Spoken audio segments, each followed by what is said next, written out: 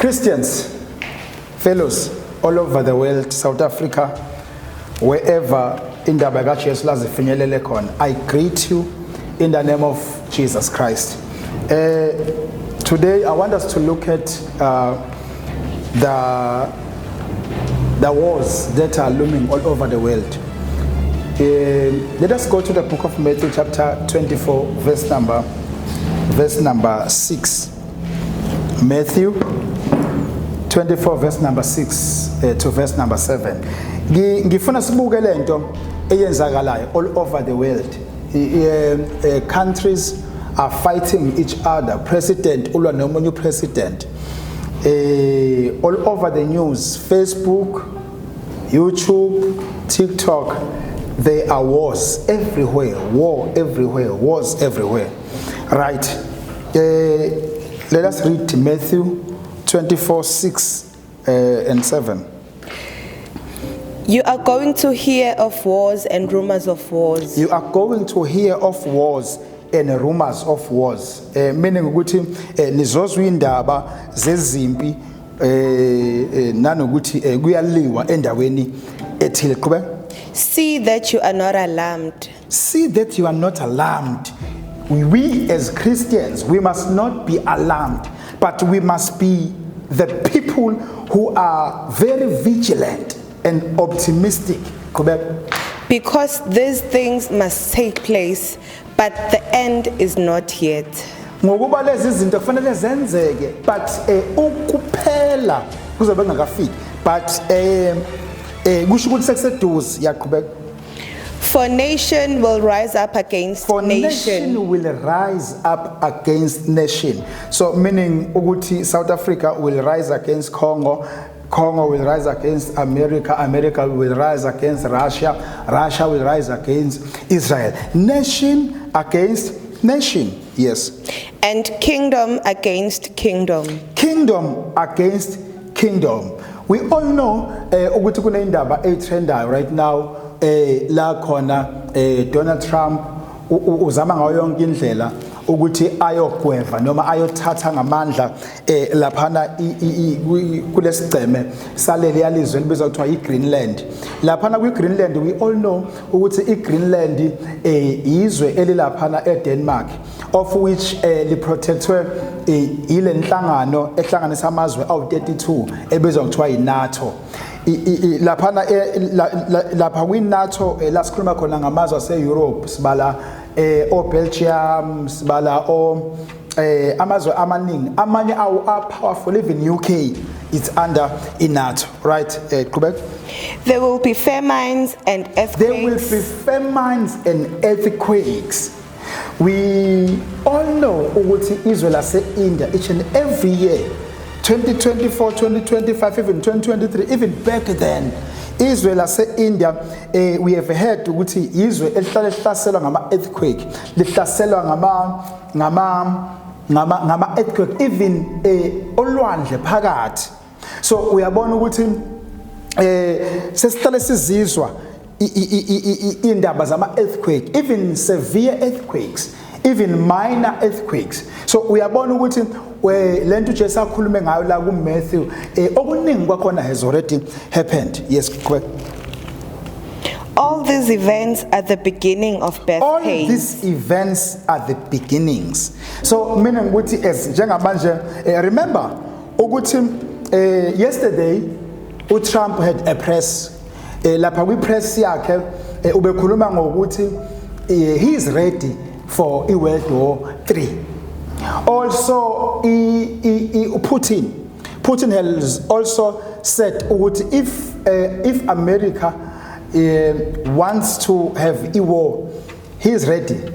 But kunezinto engifuna siyibheke. If Trump is ready to fight NATO, if Trump is ready for World War III, that will be the end. That will be the end of life. Because if we talk about NATO, we talk about 32 countries, meaning the whole of Europe. Kukhona namanye amazwe angekho eEurope angaphansi kweNATO. Kukhona amazwe afana noTurkey, Siyazi Turkey, we are talking of amazwe laphana eAsia are close by India. So we are going to onke lawo mazwe lawo. If like we talk about NATO, we talk about a very powerful organization of which kuzoba i-destruction, i-catastrophe. It will be the end of everything. It will be the end of dollar. It will be the end of rand. It will be the end of euro. It will be the end of life on earth. I have heard ukuthi Iran have kuthiwa bazame ukwenza i-operation yokuyovala lapha kwi-space, bayovala i-satellite system esetshenziswa i-satellite ye-Starlink, esetshenziswa i-satellite ye-Starlink, i-Starlink sase-UK sika Elon Musk. So if they managed to do that, meaning ukuthi i-US kuzoba nzima kuyona to flow njengoba iflow all over the world, spying all over the world, attacking all over the countries, because they are using Elon Musk mechanisms. Angikho ke lapho ngila ekuthenini kunamazwe akhona njengamanje at war. Iran against US, Israel against Iran, Russia against Ukraine, US ibhizi provoke China, China nayo ibuyisela back, US against Venezuela, Pakistan against the UK, US. So uyabona ukuthi onke lamazwe, east, north, west, they are at war. The only hemisphere that is left, it is the southern hemisphere, where we as South Africans located. That is the only hemisphere engekho kule war that is taking place. And my worry is, what if between the three, if the western, the northern, and the east attract one of the southern, or else if BRICS, igenelela lento ye NATO, ne Greenland, ne US, ne Ukraine, uyabona ukuthi South Africa also will intervene, because South Africa is part of BRICS. So uyabona ukuthi le World War III izobe say at hand. Let me tell you something.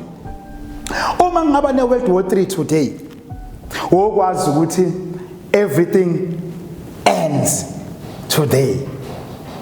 Right. Okay. The book of Matthew 24 verse number 6, it says, you will hear of wars. We have heard of wars. And rumors of wars. We have heard of them. Everywhere there is war. Right. Nation will rise against nation and kingdom against kingdom. There will be famines and earthquakes in various places. All these are the beginning of birth of pains. We know very well ukuthi sibheke kwi-rapture. And njengoba sibheke kwi-rapture, lezi zinto zezimpi, kingdoms against kingdom, nation against kingdom, are the birth pains of a-rapture. But let me tell you something that you don't know. If kungaba ne World War III today, okwazi ukuthi kusasa ibandla liyahamba. Because the Bible says zonke lezo nsuku zizonciphiswa. Why izonciphiswa? Because of the elected ones. Who are the elected ones? The elected ones are the Christians. We as Christians, we must not have testimony about the World War III. Let me tell you something. When will be the World War III? Okay. Let us go to the book of Revelation chapter 20 verse number 8. Let us see where will be the World War III. And will go out to deceive the nations at the four corners of the earth. Start from verse number 7. When the 1,000 years are completed, When 1,000 years are completed, yes. So meaning, ukuthi, there is this 1,000 years that has to be ruled on earth. Remember, lo 1,000 years uNkulunkulu akhuluma ngawo noma uJesu akakhuluma ngawo la, yilo 1,000 years ubizwa kuthiwa imillennium. Laphana kwi-millennium yilo 1,000 years ozochitheka emhlabeni uJesu esebuye nebandla ezobusa emhlabeni. We call that here a millennium year. So lowo nyaka leminyaka e-1,000, remember ukuthi uJesu zobe esebuye sezoba inkosi ezoba iking emhlabeni. Ibandla elise South Africa, elise KZN, elise Congo, elise Nigeria, elikuphi lizohamba liyohlala under the kingdom of Jesus. So it means there will be another nation. Kuzoba khona i-nation ezoba khona ezobizwa nge-Christianity nation noma nge-Christian nation. Lapha khona uJesu azoba inkosi abe upresident wamaKristu. Remember ngaleso sikhathi other nations will rise against the kingdom of Christ physically, not spiritually. So if you read, continue. when the 1,000 years are completed, When the 1,000 years are completed, meaning after the millennium, yes, Satan will be released from his prison. and the devil will be released. It means Satan is abortion for 1,000 years. Remember, no 1,000 years it's about operation year 666 on the other side, and ngala on the other side kuzobe operation kaJesu sesiphila naye eseyinkosi yethu. Yes, Kuben? And will go out to deceive the nations at the four corners of the earth. Then the devil will move around. If we talk about Magog and Magog, we are talking about Moscow, Russia. Those are the very powerful nations in terms of military. Those people we know when we talk of Russia, esikhuluma nge-military very advanced. Also, when we talk of US, we talk about military very advanced. When we talk about China, North Korea, we talk about the very advanced military. Okay, but if the people talks about Magog and Magog, we are talking about Russia. Okay, yeah, Quebec. Gog and Magog to gather them for battle. Their number is like the sand of the sea. Okay, so then laba bantu bazobe sebeyahlangana in numbers. So meaning in NATO, G20, BRICS, all these countries, all these organizations, they will meet together to fight against the nation of Christ. So lapho bayila khona kuzobe sokuyi World War III, the last war, the end of everything. Yakube. They came up over the surface of the earth and surrounded the encampment of the saints. So they will surround the camp of Jesus. It means as we will be sitting with our Lord Jesus teaching us, then they will come and surround us. Yeah. The beloved city. Then fire came down from heaven. You know, when the Bible talks about the beloved city, it talks about Israel. You remember in earlier days in the book of Old Testament, when you relate to the Old Testament, when God was talking about His elected place, His elected nation, you also relating to the Israel, to the Israelites, but also Jerusalem. Remember, Jerusalem was the chosen city. So uma ke likhuluma nge-chosen nation noma nge-chosen demarcation noma nge-chosen place, ikhuluma ngo-Israel. So it means we will be there located in Israel with our beloved King Jesus Christ, and these nations will come and surround us. Quebec. Then fire came down from heaven and consumed them. Because Jesus does not have guns. Remember, we as Christians, asinawa nuclear weapons. We don't have we don't have fighter jets. But what will happen, God in heaven will release fire in order to destroy those nations, yes. The devil who deceived them was thrown into the lake of fire and sulfur with So now, la iBhayibheli lisho ukuthi uSathane obahlebelile onke lamazwe, wahlebela o-G20, wahlebela o-BRICS, wahlebela o-NATO, wahlebela o-Magog and Agog, wahlebela o-Russia, wahlebela i-Iran, wahlebela all those countries. Then the devil will be taken physically ayophosa kwi-lake of fire. Remember ukuthi uSathane okwamanje usa-appearisha as a spirit, but there is a time whereby the dragon will be visible in a physical realm. Right now, Satan is spiritual realm, but there is a time where he will be visible in the physical realm, where we will see him with our naked eyes. And in that time, it will be the time of his end. And I'm sure this thing is okwenzeka manje. Makungaba khona iWorld War 3 iqale kulo nyaka ku-2026 wokwazi ukuthi ngo-2030 ibandla liyahamba. 2020 will be rapture. There will be a rapture on 2020, on 2030. Wokwazi mangaba ne-World War 3 manje ibandla ngo-2030 liyahamba.